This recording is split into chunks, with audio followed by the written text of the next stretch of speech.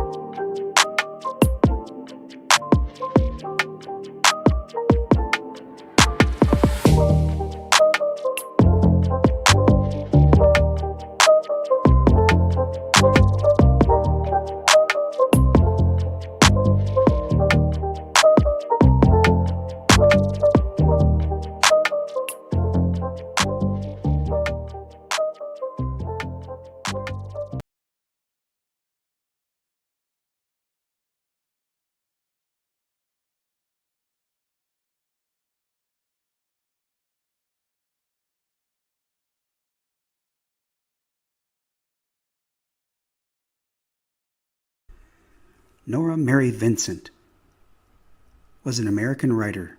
She was a weekly columnist for the Los Angeles Times and a quarterly columnist on politics and culture for the national gay and lesbian news magazine, The Advocate. She was a columnist for The Village Voice and Salon.com. Her writing appeared in The New Republic, The New York Times, The New York Post, The Washington Post, and other periodicals. She gained particular attention in 2006 for her book, Self-Made Man, detailing her experiences when she lived as a man for 18 months.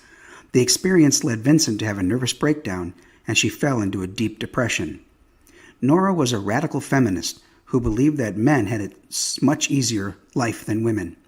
She set out to prove that hypothesis by disguising herself as a man for 2 years. In her book about the experience, she explains that she actually learned that men have it harder. In fact, the experience was so bad, she had to stop at 18 months because she was starting to hate women due to how badly the women treated her when they thought she was a man. Vincent also stated that she had gained more sympathy and understanding for men and the male condition. Men are suffering. They have different problems than women have, but they don't have it better. They need our sympathy, they need our love, and they need each other more than anything else. They need to be together. Norah died by assisted suicide at a clinic in Switzerland on July 6, 2022, aged 53. Her death was not reported, however, until August 2022.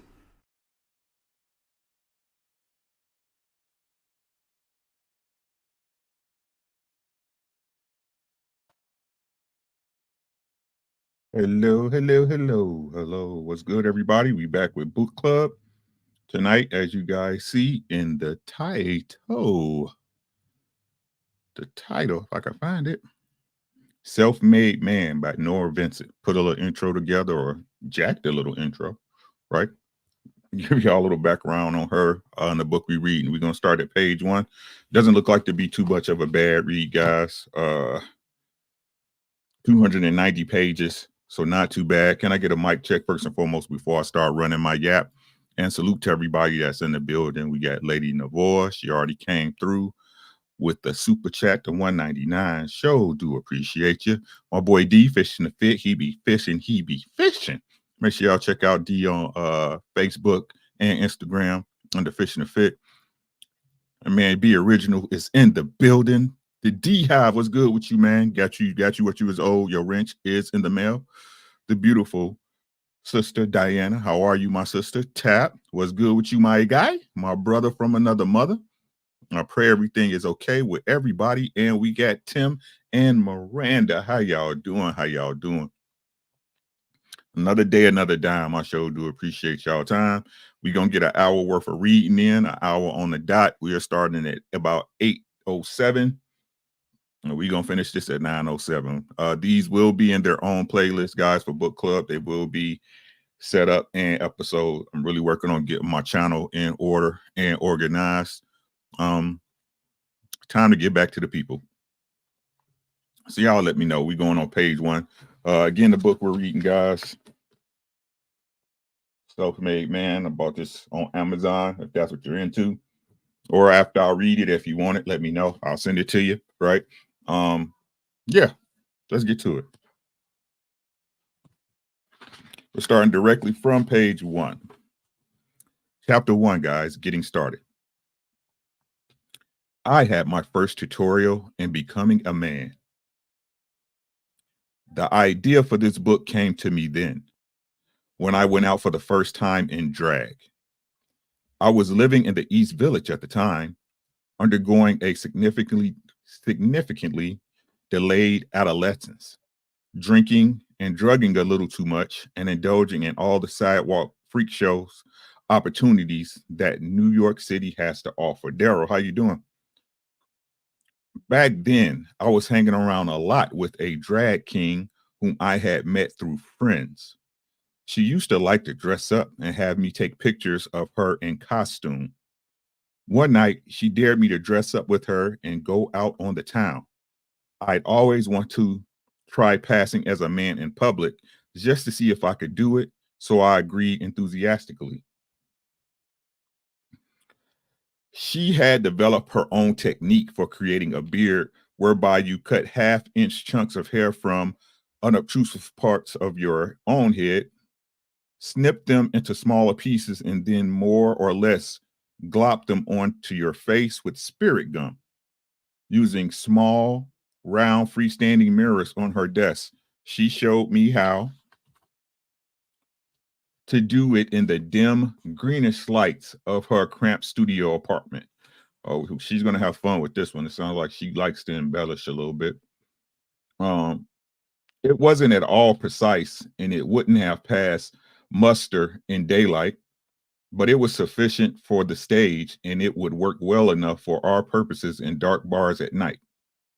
I made myself a goatee and mustache and a pair of exaggerated sideburns. I put on a baseball cap, loose-fitting jeans, and a flannel shirt. In the full-length mirror, I looked like a frat boy, sort of. She did her thing, which was more willowy and faint, more like a young hippie guy who couldn't really grow much of a beard, and we went out like that for a few hours. We passed, as far as I could tell, but I was too afraid to really interact with anyone, except to give one guy brief directions on the street. He thanked me as dude and walked on. Mr. He said is in the building. How are you, my good brother? Mostly, though, we just walked through the village scanning people's faces to see if anyone took a second or third look. But no one did. And that, oddly enough, was the thing that struck me the most about that evening. It was the only thing of real note that happened, but it was significant. I had lived in that neighborhood for years, walking its streets where men lurk outside of bodegas, on stoops, and in doorways much of the day. As a woman, you couldn't walk down those streets invisibly. You were an object of desire, or at least semi-prudent interest to the men who waited there, even if you weren't pretty.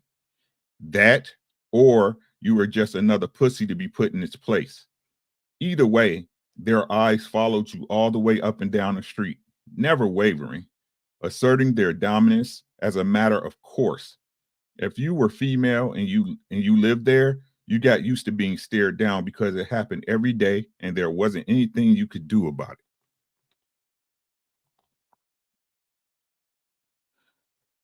But that night in drag, we walked by those same stoops and doorways and bodegas.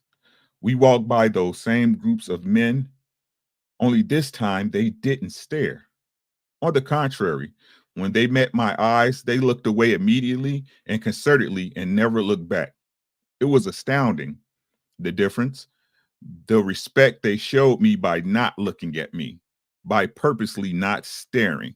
The White School Podcast, thank you so much for the $2. Hey, sis. That was it.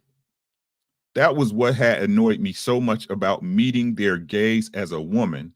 Not the desire, if that was ever there, but the disrespect, the entitlement.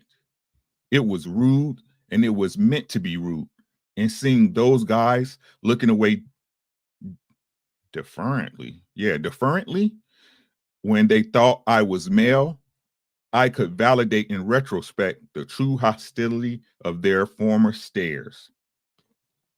Wife, why you ain't got no wrench? What is going on here?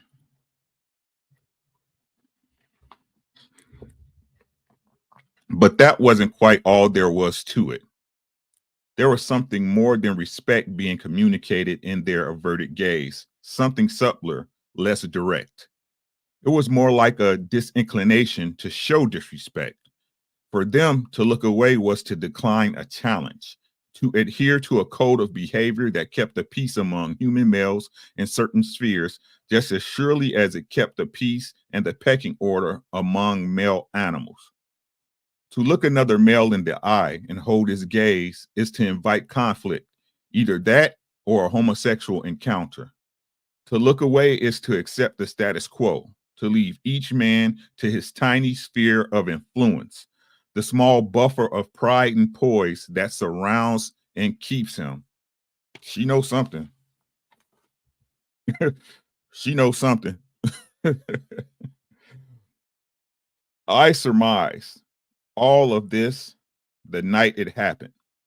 But in the weeks and months that followed, I asked most of the men I knew whether I was right, and they agreed, adding usually that it wasn't something that they thought about anymore, if they ever had.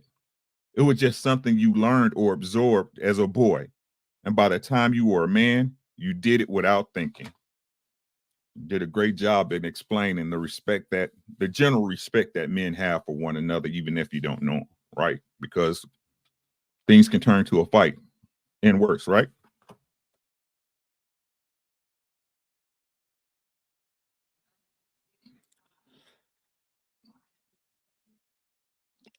After the incident had blown over, I started thinking that if after being in drag for only a few hours, I had learned such an important secret about the way males and females communicate with each other and about the unspoken codes of male experience, then couldn't I potentially observe much more about social differences between the sexes if I passed as a man for a much longer time?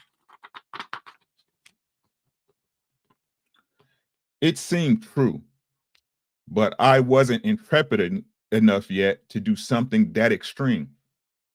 Besides, it seemed impossible, both psychology, psychologically, what is wrong with me today? Psychologically and practically to pull it off. So I filed the information away in my mind for a few more years and got on with other things. Then, in the winter of 2003, while watching a reality television show on the A&E network, the idea came back to me.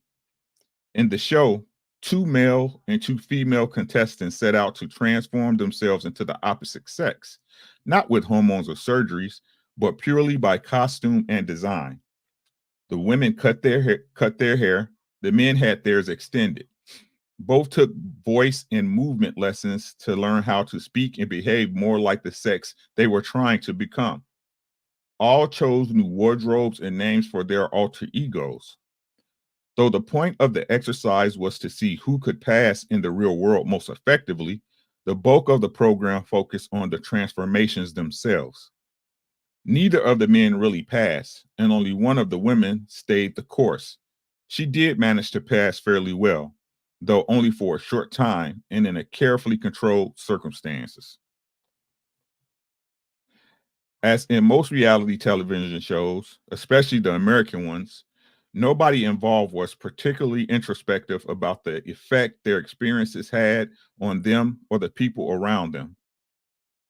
It was clear that the producers didn't have much interest in the deeper sociological implications of passing as the opposite sex.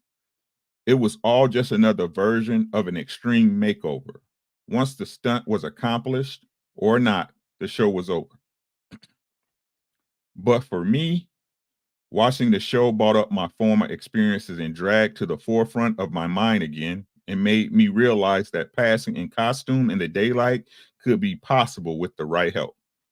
I knew that writing a book about passing in the world as a man would give me the chance to survey some of the unexplored territory that the show had left out and that I had barely broached in my brief foray in drag years before. I was determined to give the idea a try. But first things first, before I could build this man I was to become, I had to think of an identity for him. I needed a name. The name had to be something familiar, something I might respond to when called. Failing to answer to my name would surely give me away as an imposter. For convenience, I wanted something that started with the letter N. That narrowed the options considerably, and most of them were unappealing. There was no way, for example, that I was going to be known as Norman or Norm. Nick, when paired with Norah, seemed a little too clever by half, and Neil or Nate just didn't suit me. That's when I hit upon the name Ned, a nickname from childhood that had long since followed out of use, but one that was, as it happened, intimately tied to the project at hand. I got the name Ned when I was about 7. I got it partly because Norah is a hard name to nick, but mostly because nothing but a boy's name really made sense when you saw what my parents were faced with in their only daughter. Practically from birth, I was the kind of hardcore tomboy that makes you think there must be a gay gene. How else to explain my instinctive loathing for dresses, dolls, and frills of any kind when other girls delighted in such things? How else to explain the weird attachments and fetishes that came so young and against all social programming? Why, for example, did I insist on dressing like a ranch hand when I was barely out of diapers? Why did I choose to play the saxophone when every other girl chose the flute or the clarinet? Why did I cover my father's tube of VO5 and shave my brother's GI Joes with his razors? Why was the only female doll I ever owned or liked an armor-clad Joan of Arc? I mean, but seeing how that's how you grew up on a farm, more than likely the thing that mostly got inputted to you as a young girl, even a baby, was work, right? And instead of just realizing this as part of your programming, right? You took it as a whatever you took it as, right? Impossible to say, really. Gender identity, it seems, is in the genes as surely as sex and sexuality are, but we don't know why the programming deviates. Maybe a cross wire somewhere, or the hormonal equivalent. It seems as likely an explanation as any for how it is that even before she's old enough to know the meaning of desire or cultural signifiers, being born gay tends to make a girl crave helmets and hiking boots. Whatever the case, I was that happily twisted result of some gland or helix gone awry, a fate that found me playing Tarzan high in the apple tree on summer afternoons and dressing in full blown drag for Halloween by the time I was 7. My mother has since said that she should have suspected something then, when I borrowed one of my father's blazers and a porcupine hat, drew a beard and mustache on my face, and went out trick or treating with all the other fairies and witches. I said, going as an old man. I slid a pillow under the blazer to make a belly, and I carried a cane. But what would she have known when but what would she have known when I might well have been imitating her? She was an actor, and I had spent many childhood summers scampering around backstage or lurking in her dressing room as she made up for a show. One of her most memorable parts was a dual role in which she played Shinte and Mr. Shutai in Bertolt's Brecht, the good person of Szechuan. Shanti is a kind-hearted ex-prostitute who owns a tobacco shop in the Chinese province of Sichuan, prey to swindlers and maligners who take her for a pushover. Shanti is facing financial ruin. To save her business, she disguised herself as a man, Mr. Shuta, Mr. Shuta, her supposed ruthless male cousin, whom she invokes to do the dirty work of collecting debts and fending off beggars and thieves. How could seeing my mother in this role have had anything but a profoundly inspiring effect on me? A kid already fascinated by disguise? Did women really pretend to be men in real life? What if they could? I wondered. And what could they get away with? My eyes widened at the prospect. Thankfully, for my parents' sake, my two older brothers were normal. The oldest, Alex, the consummate gentleman, also from birth, was often silently bewildered, but always kind and accommodating. Teddy, the middle one, he wasn't. He was a hellion, the nicknamer in the family and ruthless at his trade. He was the real impetus behind Ned.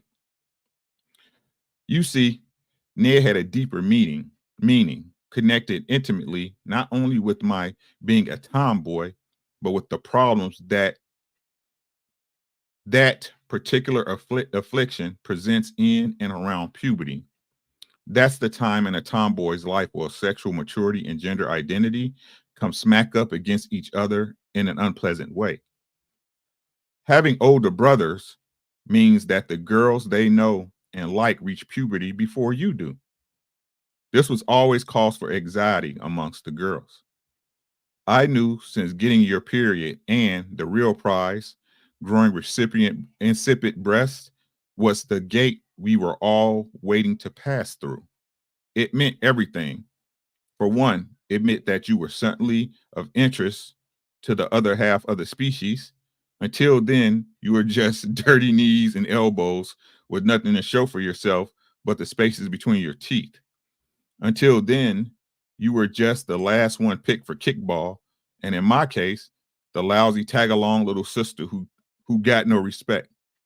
But those early bloomers that my older brothers and his friends were always oogling, the shapely sixth graders with lip gloss and B cups, they had something, and it drove gangly ragamuffins like me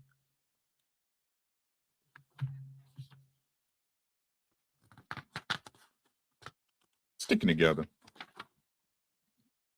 like me, into frowning, envious retreats. Our lack of development was a sore subject not to be broached. After school one day, Teddy and his friends found me playing with my small plastic army men on the front lawn. Excuse me. Bored as usual, they began taunting me about my lack of physical development, the unbroachable. I cowered, hoping they'd drift off if they didn't get a rise out of me. But Teddy was inspired on this particular day. The nickname Ned was already in use by this time. They'd all been using it in their taunts, none of which were remarkable enough to remember. That is, until Teddy shouted above the fray, the unforgettable and infuriating. Ned, ass, and no tits. Unsurprisingly, this elicited howls of laughter from the group. It was true. Ned indeed had no ass and no tits, and Ned knew it and wasn't happy about it. I didn't look up at this point, but I began pulling up fistfuls of grass. Then, for some unknown reason, who after all can fathom the adolescent stream of consciousness? Teddy began shaking his hips back and forth suggestively, the way a bimbo who had hips or an ass might, and singing the word milkshake as he did so. Naturally, all of his friends found this endlessly amusing and chimed in. At this, I promptly snapped. The sight of 5 boys loudly and publicly lampooning my pained, pathetic, prepubescent, chill out, and song was simply too much for me. I stood up, went to the garage, and emerged by then in a teeth-gritting rage, brandishing one of Teddy's ice hockey sticks. The boys found this funniest of all, which, of course, enraged me even more. I chased them around the neighborhood with that hockey stick for a good hour, with them laughing, dancing, and shouting milkshake, then running and hiding, and me stalking and screaming and swinging. She was windmilling, huh? And so Ned was born. And that, in truth, was where this book began. That is, with the Ned who had no ass and no tits. In Ned, I had my new name and a starting point for a male identity. But once I had resolved to become Ned, I still had a fair amount of work to do to make passing as a man in daylight feasible on a regular basis. The first and most important step was to find out how to make a more believable beard than the slapdash version my drag king friend had taught me years before. Something that will look real at close range over the course of an entire day or evening if need be. Waka waka. As it happened, I was lucky in this department. I had a lot of friends in theater, many of whom proved helpful in bringing Ned to life. I decided to consult Ryan, a makeup artist of my acquaintance, who told me about a facial hair technique he used in a recent show. He said he thought it might work for me on the street if I used it sparingly. It was far more subtle and specialized than the glue job I'd done in the village, though in the end, far simpler. First, Ryan suggested using wool crepe hair instead of my own, or hey, y'all peep how she telling them how hold on, I'm sorry, y'all. Hey, y'all peep how she telling them, hey, this is how you pass this if you want to pass as a man in public. Let me hip you to the game. You know what I'm saying?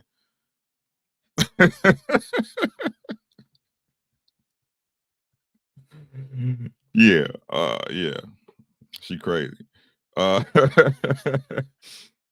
First, Ryan suggested using wool crepe hair instead of my own or someone else's real hair. Wool crepe hair comes in long braided ropes, which you can buy from specialty makeup companies. It's offered in a whole range of colors, from platinum blonde to black, so I could buy whatever shade best match my hair and always have a ready supply at hand without having to butcher my haircut.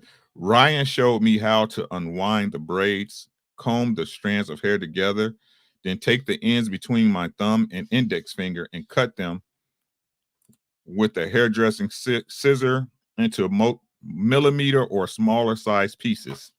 By cutting them onto a piece of white paper and spreading them evenly across it. He showed me how to avoid clumping the hair when I applied the pieces to my face.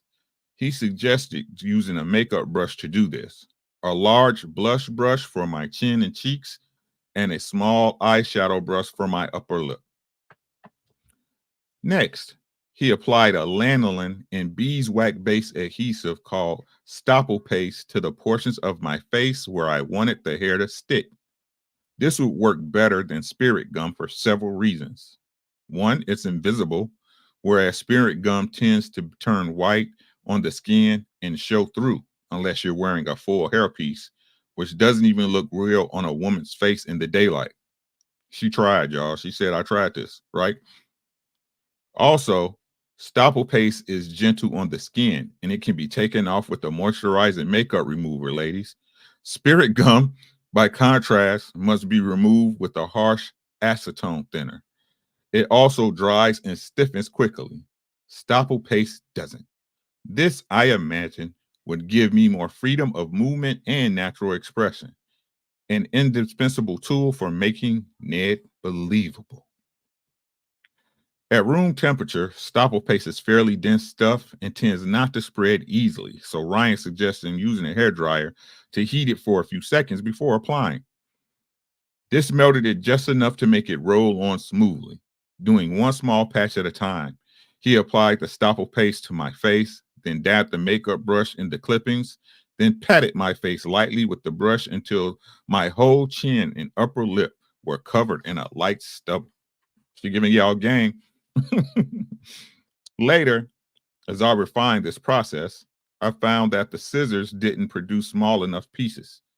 If the pieces were too long, they tend to look more like they were glued to my face rather than growing out of it. I needed to make the pieces minuscule so that they would look almost like dots. To achieve this effect, or the closest I could come, I bought a men's electric beard trimmer and ran it across the tips of the hair, producing actual stubble length pieces that, when applied, look like a 5 o'clock shadow. You gone, girl. The key with the beard was not to put it on too heavily. My skin, like most women's, is not only softer to the touch, but much smoother to the eye than a man's. It's also quite pale and pink in the cheeks. Consequently, as Ned, people were always telling me that I looked a lot younger than 35, even though I had a lot of gray in my hair. But if your skin goes from peaches and cream above your cheekbone to Don Johnson below, you look a little like Flair Flintstone. So I had to be careful not to get carried away with the stubble and try to stay within the bounds of what a young, fairly hairless man with fine skin would believably grow. She was in her role, or trying to get in her role, I should say, guys. To help square my jaw, I went to the barber and asked him to cut my hair in a flat top, a haircut I usually abhor on men, but which did a lot under the circumstances to masculinize, to make her head more masculine. I don't know, they spelled that wrong. Masculinize my head. Then I went to the optician and picked up 2 pairs of rectangular frames, again to accentuate the angles of my face.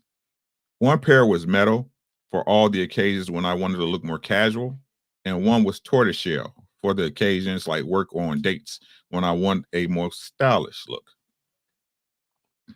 With the beard and the flat top, the glasses helped a lot in getting me to see myself as someone else. Though the transformation was why do they keep spelling it? Either I'm seeing stuff wrong or they psychological. They spelling it wrong or I'm seeing it wrong. Psychological more than anything else. And it took time to sink in. At first, I had a lot of trouble seeing myself as anyone but myself with hair glued to my face. I've been looking at my face all my life, and I'd had short haircuts for much of that time. The stubble didn't really change that. I was still me, but the glasses did change that, or at least they began to. Then it became a mind game that I played with myself, and soon with everyone else as well. In the beginning, I was so worried about getting caught, not passing, that in order to ensure my disguise, I wore my glasses everywhere, and often a baseball hat, along, of course, with the meticulously applied beard. But as time went on, as I became more confident in my disguise, more buried in my character, changing the page.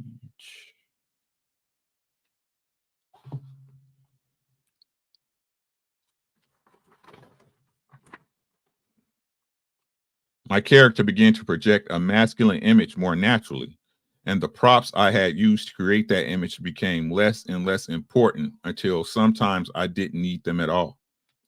People accept what you convey to them. If they convey it convincingly enough, people accept what you convey to them if you convey it convincingly enough. Even I began to accept more willingly the image reflected in the mirror, just as the people around me eventually did. Once I finished doctoring my head and face, I began concentrating on my body. First, I had to find a way to bind my breasts. This is trickier than it sounds, even when you're small breasted, especially when you're determined to have the flattest possible front. First, I tried the obvious ace bandages. I bought 2 of the 4-inch wide variety and strapped them tightly around me, fixing them in place with surgical tape to make sure that they wouldn't unwind midday. This made my chest very flat, but it also made breathing painful and labored.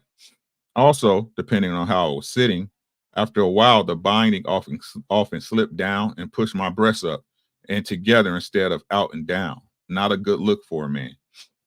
In the end, cupless sports bras worked best. I bought them 2 sizes too small and in a flat fronted style. Naked, it didn't make me a board, but with a loose shirt and some creative layering, it worked fine. It was the most dependable method. It never moved, it never failed. It did, however, dig into my shoulders and back, especially as I got bigger. And I did get bigger. That was the next step in transforming my body, lifting weights, lots of weights. I consulted a trainer at my local gym, telling him about the project and asking his advice about how best to masculinize my body as much as possible without using steroids. He suggested building a muscle bulk in my shoulders and arms. Building muscle bulk happens in a 2-step process. First, by lifting heavy weights at low reps, and second, by eating your body weight or more in grams of protein per day. Each day I trained a different muscle. Through the week I worked each body part to exhaustion, but only once a week, taking at least one day off on the weekends for recovery. In my off time, I ate and drank as much protein as I could shove down my neck. After 6 months, I'd gained 15 pounds. I was still a small guy by normal measures, but my shoulders were recognizably broader and squarer, and this alone pushed me one step closer to manhood. To complete the physical transformation, I went in search of a prosthetic penis that I could wear for looks as much as anything else. At a sex shop in downtown Manhattan, I found what I have since come to refer to as a packable softie, guys. She said it's a packable softie. This wasn't a dildo, which at its full and constant tumescence would have proven uncomfortable for me and alarming for everyone around me. Instead, this item, which I nicknamed Sloppy Joe, was a flaccid member designed especially for what drag kings call packing or stuffing your pants. It was better than a sock and would give me, if not others, a more realistic experience of, and she quoted, manhood. To keep it in place, I wore it inside a jock strap, since in a pair of tidy whities, it would move too far afield when I walked and became too much of a distraction. Finally, once the basic anatomy was in place, boobs strapped in, shoulder squared, beard applied, and cock tucked, I took Ned shopping for clothes, in drag, of course.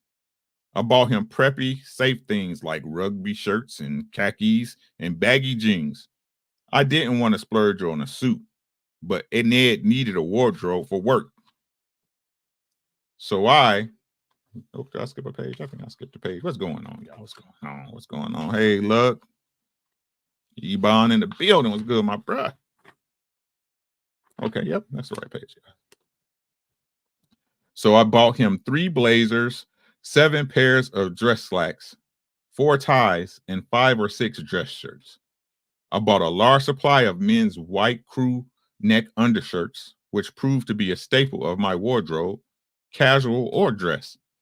I wore them under everything, partly as an extra layer to hide the seams of my bra, and partly to stouten my neck, or at least distract the looker's eyes from my lack of an Adam's apple and my hairless chest.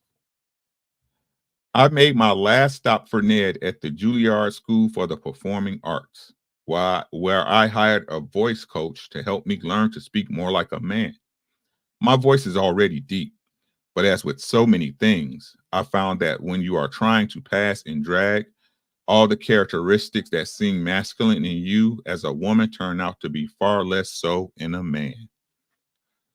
My tutor went over a few gender cues in our lessons, but it took being Ned for quite some time before I realized just how different men and women talk and how much damping down I would have to do as Ned so as not to arouse suspicion. My tutor said, women tend to bankrupt their own breath. She described and demonstrated the process by thrusting her chest and head forward when she spoke and cutting off the rhythm of her breathing as she forced a stream of words from her mouth. Admittedly, this is a stereotype, she said, but generally, women tend to speak more quickly and to use more words, and they interrupt their breathing in order to get it all out. I found this to be true in my own speech patterns, which jesting friends have sometimes described as torrential. I often run out of breath before I finish my thought and either have to gasp in the middle to make it through or push the words out faster to finish sooner. Since my training, I have also observed the phenomenon in action of various dinner parties or in restaurants. Women often lean into a conversation and speak in wordy bursts, asking to be heard. Men often lean back and pronounce with terse authority. Naturally, what you do with your breath affects how your voice will sound. Using fewer words, speaking more slowly, and sustaining my breath through the words all help me to use the deeper notes in my register and to stay there. This meant, of course, that I couldn't allow myself to get too excited about anything because this would change my breathing and my voice would pinch up to its higher reaches. Conversely, I found that relaxing and breathing deeply before I embark on a day as Ned helped me to get into his voice, then his bearing, and then his bearing, and then his head. Soul Power Kennels, how you doing, man? Appreciate y'all coming through for some reading tonight. The process of getting into Ned's head raised an obvious question and one that many people have asked about this book, mostly as a means of clarifying exactly what the book is meant to be and what they should expect to get out of it. Am I a transsexual or a transvestite? And did I write this book as a means of coming out as such? The answer to both parts of that question is a no. I say this with the benefit of experimental hindsight, because after having lived as a man on and off for a year and a half, if I was either a transsexual or a true lifestyle transvestite, I can assure you that I would know it by now.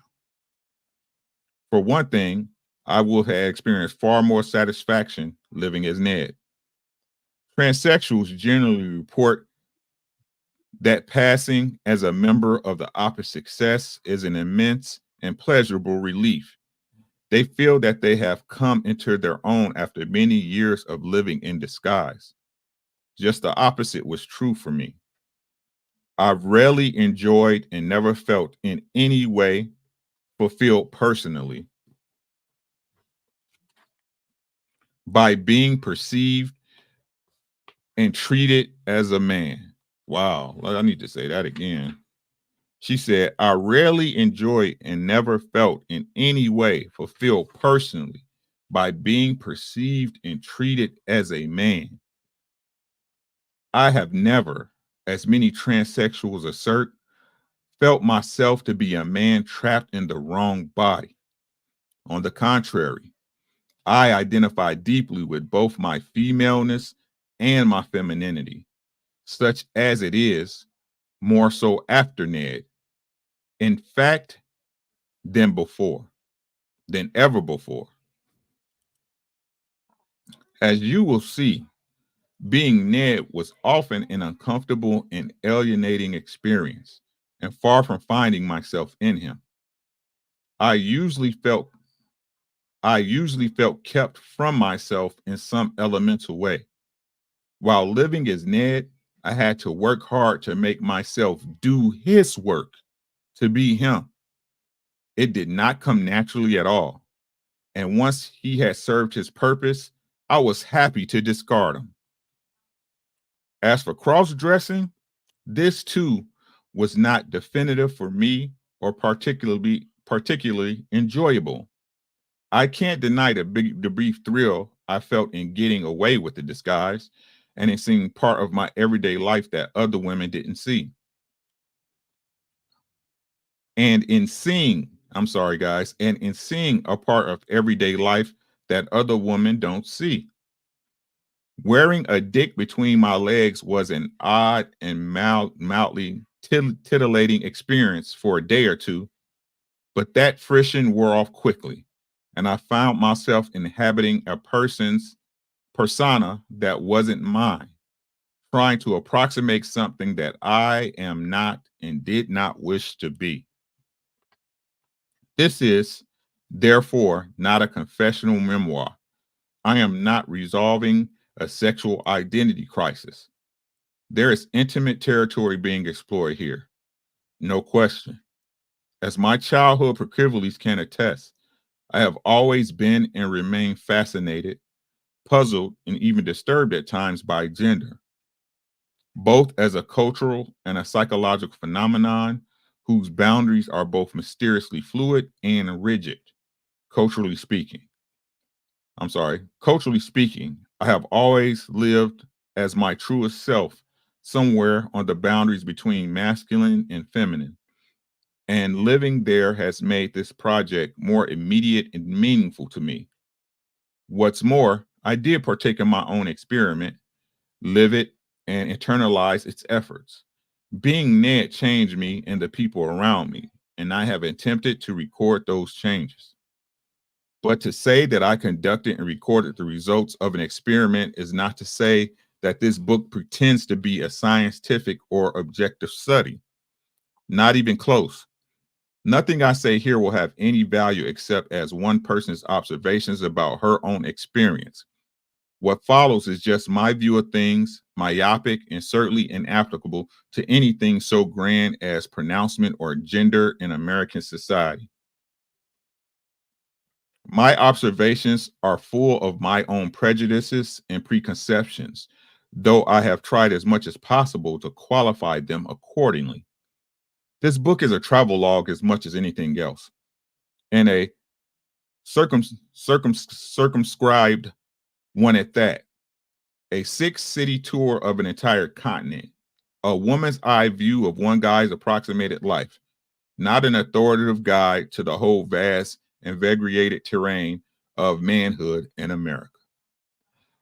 I wanted to taste portions of male experience, and I wanted the people I met, the characters, their stories, and our shared encounters to play as large a role as possible in my reportage. Yet I knew I had to impose some organizing principle on the final product.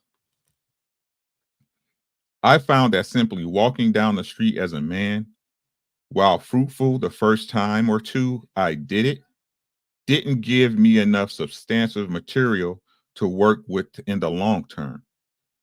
I needed, I realized, to create discrete experiences for Ned in which he would make friends, socialize, work, date, and be himself around people who didn't know him, but whom he would get to know and sketch as more than acquaintances. True immersion was required, as were sustainable characters and manageable settings.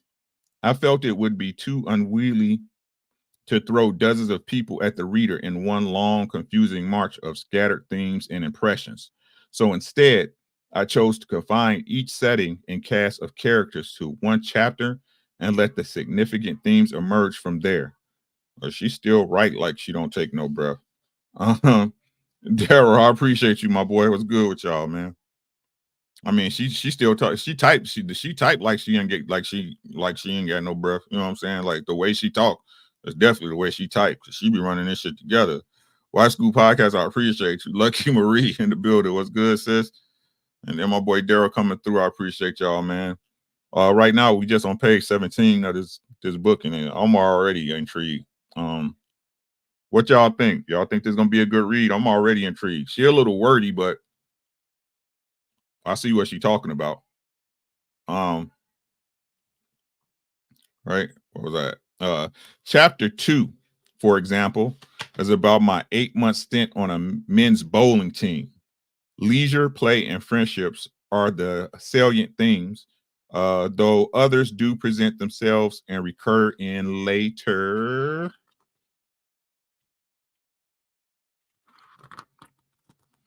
On that. On the day. Come to Papa. Ain't with me. You like to fight, don't you? Just a page you want to fight, don't you? Thank you. In later chapters. Chapter 3 is about strip club culture. Sex, drive, and fantasy are its prevailing themes.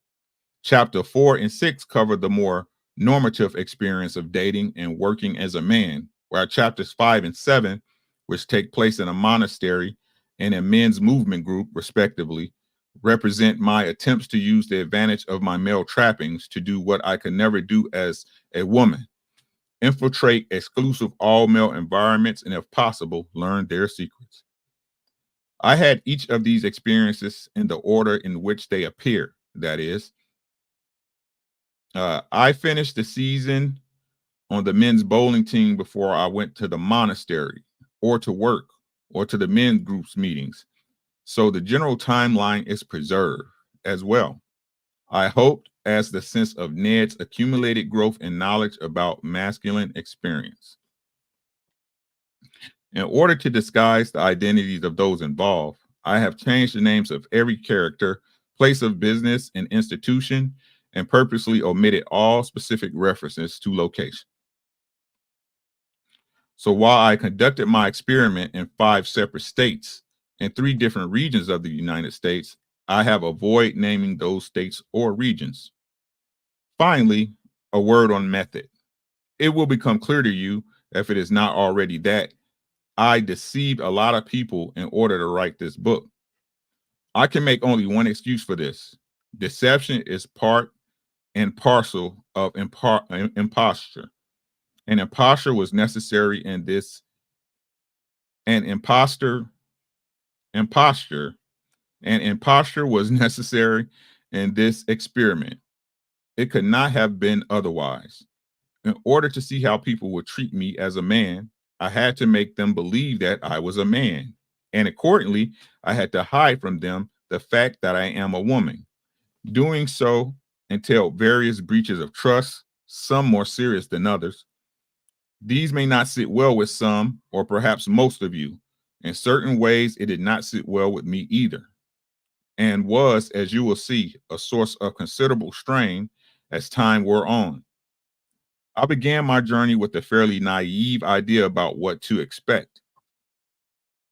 I thought that passing was going to be the hardest part, but it wasn't at all.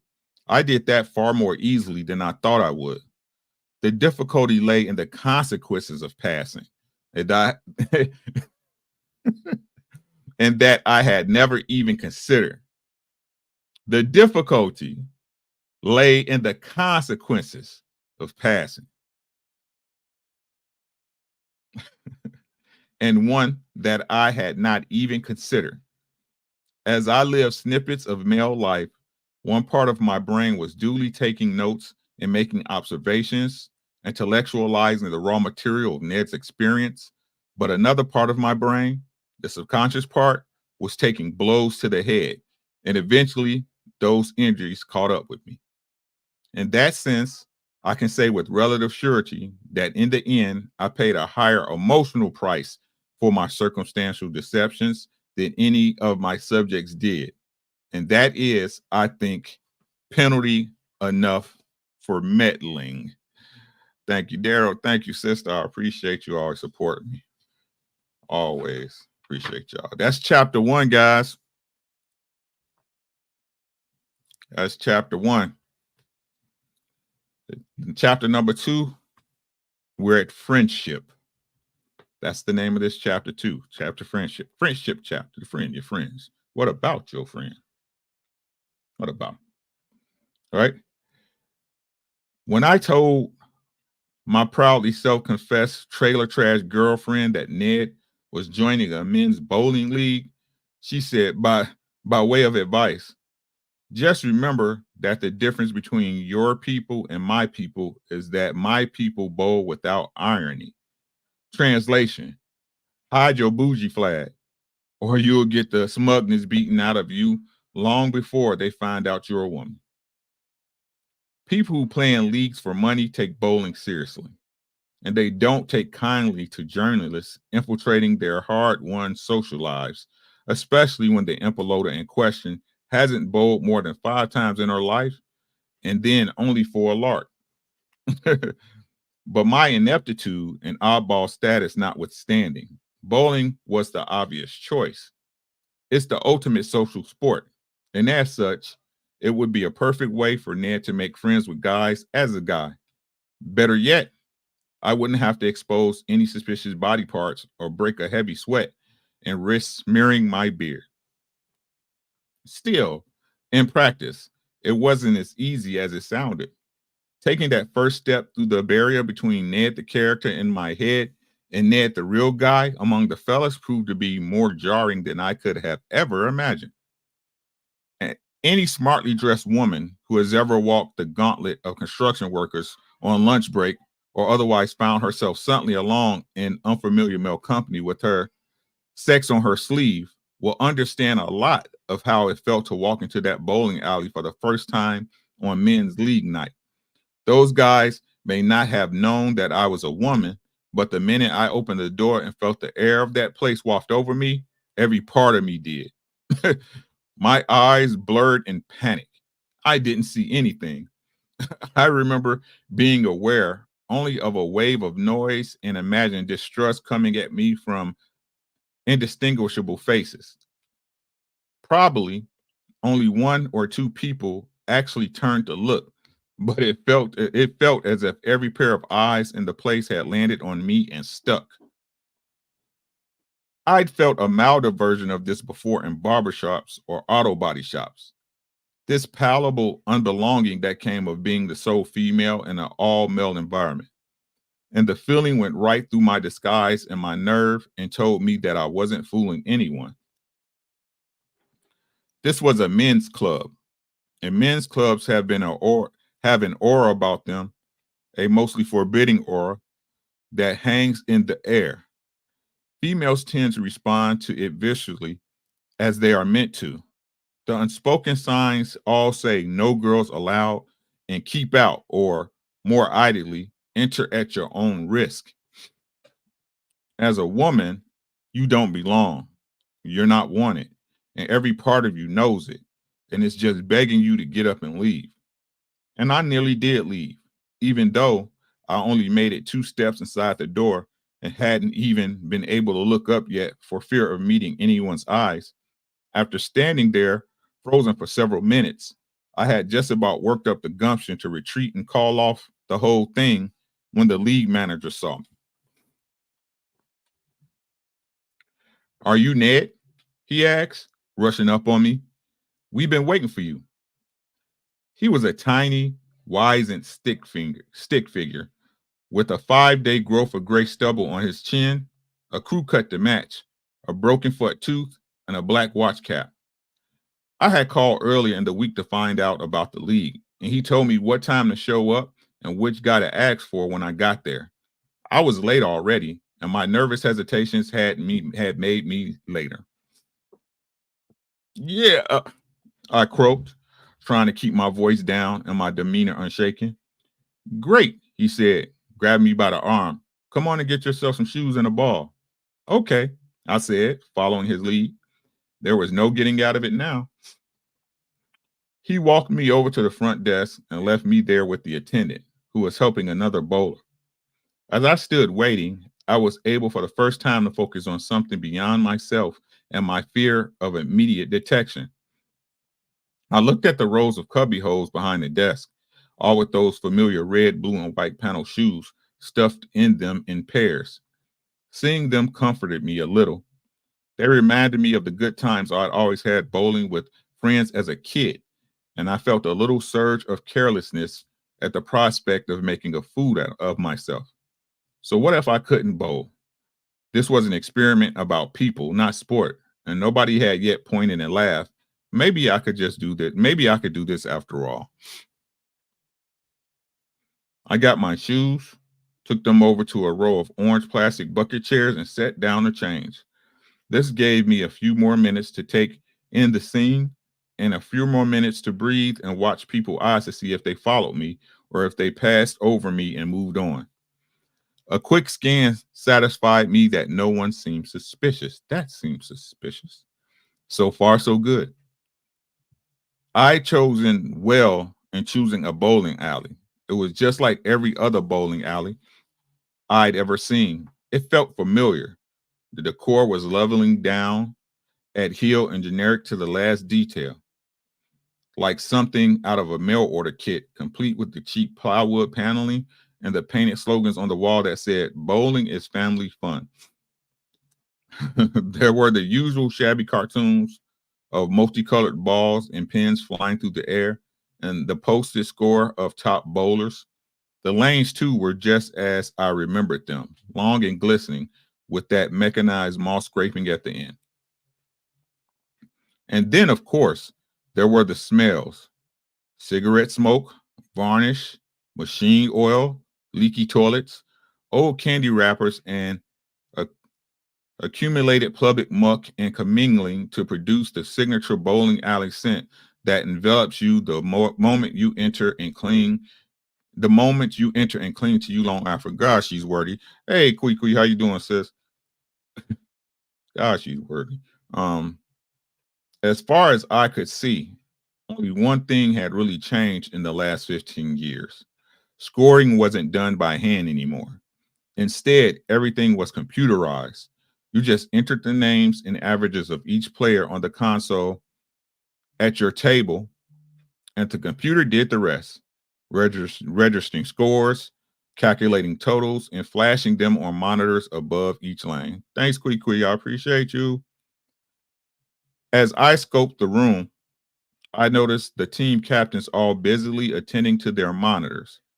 Meanwhile, their teammates were strapping on wrist braces and dusting their palms with rosin, or taking advantage of a few last minutes of pregame practice. I could see then that this was going to be laughable. They were all throwing curved balls that they had been perfecting for 20 years. I couldn't even remember how to hold a bowling ball, much less wing it with any precision.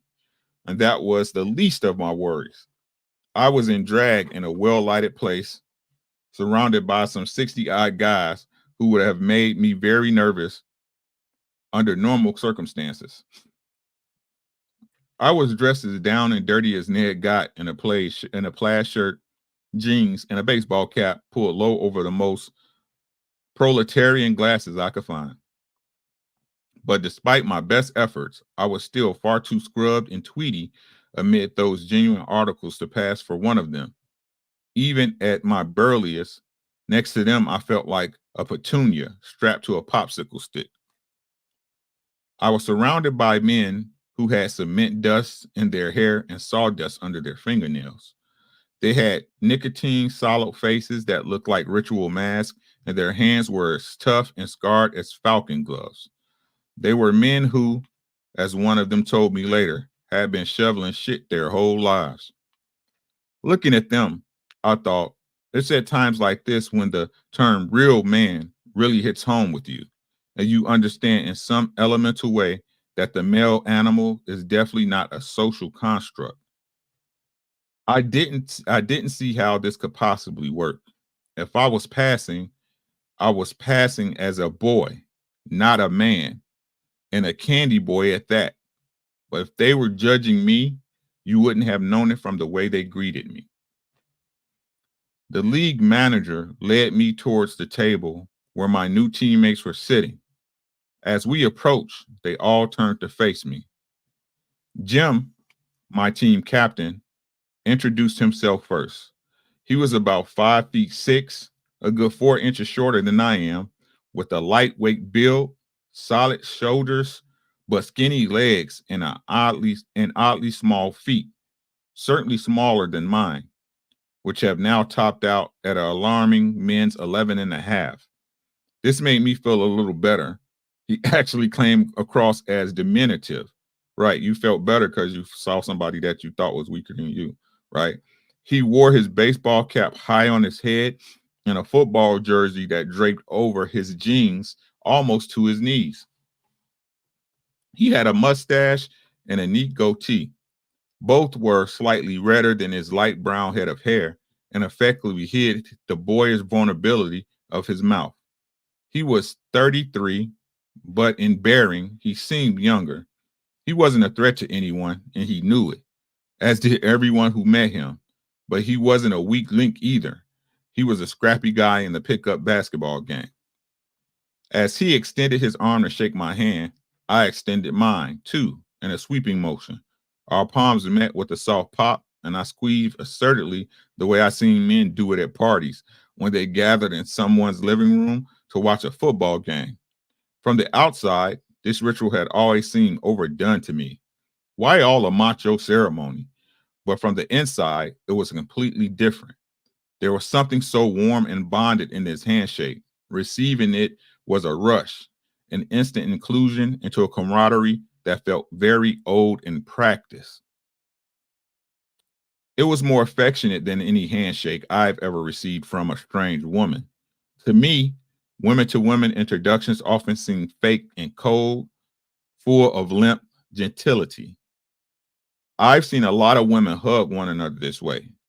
Two, sometimes even women who've known each other for a long time and think of themselves as being good friends. Marcus, what's good? They, like two backwards magnets pushed together by convention. Their arms and cheeks meet, and maybe the tops of their shoulders, but only briefly. The briefest time politeness will allow. It's done out of habit and for appearances, a hollow, even resentful gesture bred into us and readily felt. Mm-mm-mm. This solidarity of sex was something that feminism tried to teach us, and something it now seems to me that men figured out and perfected a long time ago. On some level, men didn't need to learn or remind themselves that brotherhood was powerful. It was just something they seemed to know. When this man, whom I've never met before, shook my hand, he gave me something real. He included me. But most of the women I've ever shaken hands with or even hugged had held something back, as if we were in constant competition with each other, or secretly suspicious, knowing it but not knowing it, and going through the motions all the same. In my view, bra burning hadn't changed that much. Next, I met Alan. His greetings echoed Jim's. It had a pronounced positive force behind it, a presumption of goodwill that seemed to mark me as a buddy from the start. No questions asked, unless or until I proved otherwise. Hey, man, he said, glad to see you. He was about Jim's height and similarly built. He had the same goatee and mustache, too. He was older, though, and it looked it. At 44, he was a study in substance abuse and exposure to the elements. His face was permanently flushed and pocked with open pores. A cigarette, alcohol, and occupation-induced complexion that his weathered bleached blonde hair and eyebrows emphasized by contrast. Bob I met last. We didn't shake hands, just nodded from across the table. He was short too, but not lean. He was 42 and he had a serious middle-aged belly filling out his t-shirt. the unbeltable kind that made you wonder what held up his pants. He had sizable arms, but no legs or ass. The typical beer-hewn silhouette. He had a ragged salt and pepper mustache and wore large glasses with no-nonsense metal frames and slightly tinted aviator lenses. He wasn't the friendly type. That's our hour. What y'all think so far?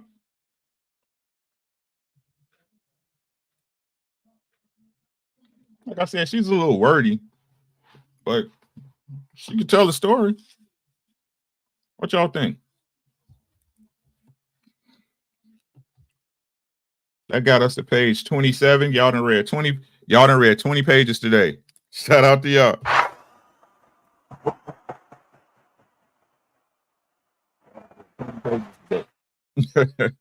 That's all I got, man. Pray everything's good with everybody, man. We back on this on Wednesday, so don't even trip. Every Wednesday night at 8. Got my book right here. Quickly said, from what I was listening to, it was pretty good. Yeah, I'm intrigued. I'm trying to get to the, the deep in it, man.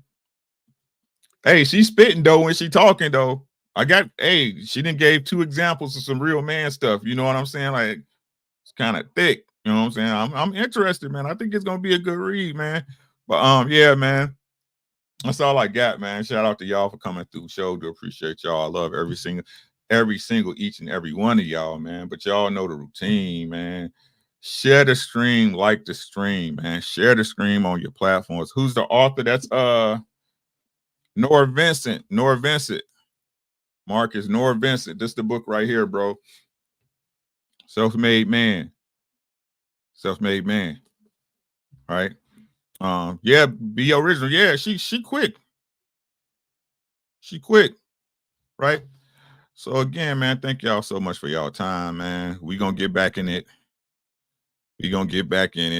Y'all bear with me. Y'all know how I be sometimes. Yeah, that's all I got, man. Y'all have a good night. Y'all know what we do. Take care of yourself first. Without you, none of this is possible. If your eyes were not here to see it, it wouldn't exist. Don't let nobody fool you, right? Once you do that, take care of your family, because who's going to feed you Jello? We all getting old, baby. We all getting older. You hear what I'm saying? And I like my Jello. With that being said, man, everything else, y'all do those 2 things. Everything else will take care of itself. We gone.